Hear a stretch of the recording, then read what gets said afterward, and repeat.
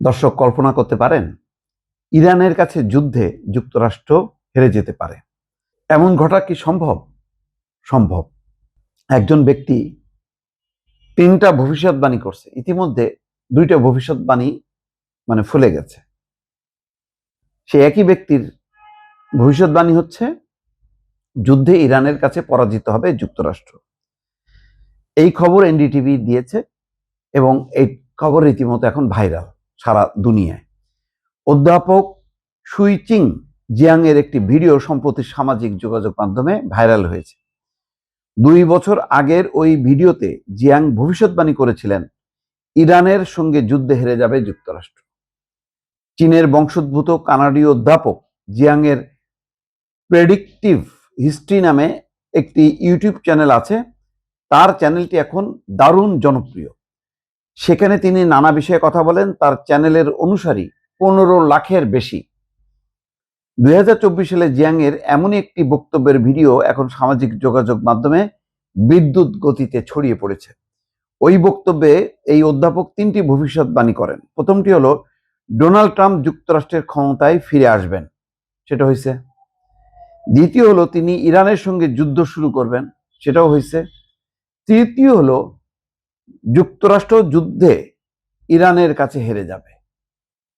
তাহলে 2টা হয়ে গেছে, আর এখন একটা বাকি। জিয়াং এর প্রথম 2টি ভবিষ্যৎবাণী মিলে গেছে। সামাজিক যোগাযোগ মাধ্যম ব্যবহারকারীরা এখন তাকে চীনের নস্ট্রাডামস নামে ডাকা শুরু করেছে। নস্ট্রাডামাস ছিলেন 1600 শতকের একজন ফরাসি জ্যোতিষী। জিয়াং বেজিং এর দর্শন এবং ইতিহাস পড়ান। ইয়েল কলেজ থেকে স্নাতক ডিগ্রি অর্জন করা এই অধ্যাপক পেশা জীবনে বড় অংশ জুড়ে চীনের শিক্ষা ব্যবস্থার সংস্কার এবং পাঠ্যক্রম নকশায় কাজ করেছেন। এর বাইরে জিয়াং তার ইউটিউব চ্যানেলে বৈশ্বিক ঘটনার বিশ্লেষণ এবং পূর্বাভাস দেওয়ার চেষ্টা করেন। চীনা বংশোদ্ভূত এই অধ্যাপকের যে ভিডিওটি ভাইরাল হয়েছে সেটি 2024 সালের মে মাসে রেকর্ড করা। সেখানে তিনি বলেন, যদি ট্রাম্প ক্ষমতায় ফিরে আসেন তবে ভূ রাজনৈতিক চাপ যুক্তরাষ্ট্রকে ইরানের সঙ্গে সংঘর্ষের দিকে ঠেলে দিতে পারে। জিয়াং আরো বলেছিলেন, ট্রাম্পের দ্বিতীয় মেয়াদে ইরানের সঙ্গে সামরিক সংঘর্ষের সম্ভাবনা বৃদ্ধি পেতে পারে। এমন সংঘর্ষ যুক্তরাষ্ট্রের জন্য বিপর্যয়কর প্রমাণিত হতে পারে। ইতিহাস থেকে মিল খুঁজে জিয়াং যুক্তরাষ্ট্রের সম্ভাব্য ইরান আক্রমণকে সিসিলি অভিযানের সঙ্গে তুলনা করেন। এথেন্স থেকে বিশাল এক সামরিক বাহিনী সিসিলিতে বড় ধরনের এক সামরিক অভিযান চালিয়েছিল, যা শেষ পর্যন্ত বিপর্যয়ের মধ্য দিয়ে শেষ হয়। বক্তব্যে জিয়াং আরো বলেছিলেন, ইরানের ভৌগোলিক অবস্থান এবং দেশটির জনসংখ্যা সেখানে যে কোনো দীর্ঘমেয়াদী দখলদারিত্বকে বেশ কঠিন করে তুলবে।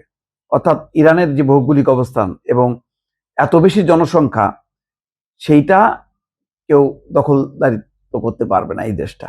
কারণ ইরানের পাহাড়ি অঞ্চল এবং দীর্ঘ সরবরাহ পথ এবং শক্তিশালী অভ্যন্তরীণ প্রতিরোধ প্রাথমিকভাবে পাওয়া সামরিক সাফল্যকে দ্রুত কৌশলগত ব্যর্থতায় পরিণত করতে পারে। এই জন্য স্থল অভিযানের দিকে কিন্তু আগ্রহী না ট্রাম্প। আকাশপথে যতটা ঘায়েল করা যায়। তো এখন জিয়াং এর এই ভবিষ্যৎবাণী যদি ফলে যায় তাহলে দেখা যাবে যে ট্রাম্প এই যুদ্ধে হেরে গেছে ইরানের কাছে। তাহলে তার ভবিষ্যৎবাণী 3টির মধ্যে 2টা সফল হয়েছে, একটা বাকি। কি হতে যাচ্ছে সেই বিস্ময়কর ঘটনা, নিশ্চয়ই বিশ্বের কোটি কোটি মানুষ এখন সেটি দেখার অপেক্ষায়।